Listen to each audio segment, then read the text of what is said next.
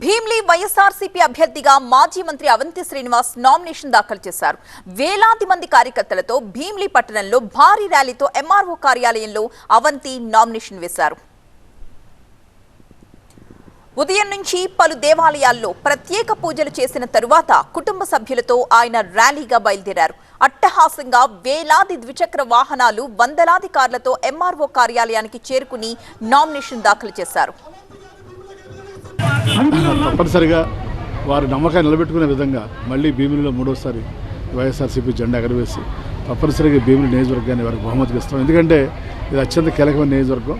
రేపు ఇక్కడ భీమిలిలో వైఎస్ఆర్సీపీ జెండా ఎగిరితే మళ్ళీ ముఖ్యమంత్రిగా జగన్మోహన్ గారు వస్తే తప్పనిసరిగా వస్తారు.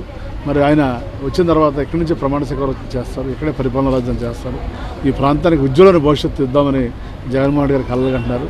కాబట్టి ఈ ప్రాంతంలో మరి తిండి తిని, నీరు పీల్చి, నీరు తాగి, గాలి పీల్చే వ్యక్తులు మనందరం కూడా ఈ ప్రాంత అభివృద్ధి కోసం జగన్మోహన్ గారు కంటున్న కళలను సాకారం చేసే విధంగా ఆ నాయకత్వాన్ని బలపరచాల్సిన అవసరం మనందరి మీద ఉందని తెలియజేసుకుంటూ అందరి తాలూకా ఇవాళ జగనన్న కానుక బాల అత్యధిక మెజారిటీతో ఈవేళ శ్రీనన్నని, అవంతి శ్రీనన్నని ఈరోజు అత్యధిక మెజారిటీతో గెలిపించాల్సిన బాధ్యత భీమిలి నియోజకవర్గ పేరున మా అక్క చెల్లెళ్ళకు, అన్నదమ్ములకు అందరికి కూడా నేను విజ్ఞప్తి చేస్తున్నాను.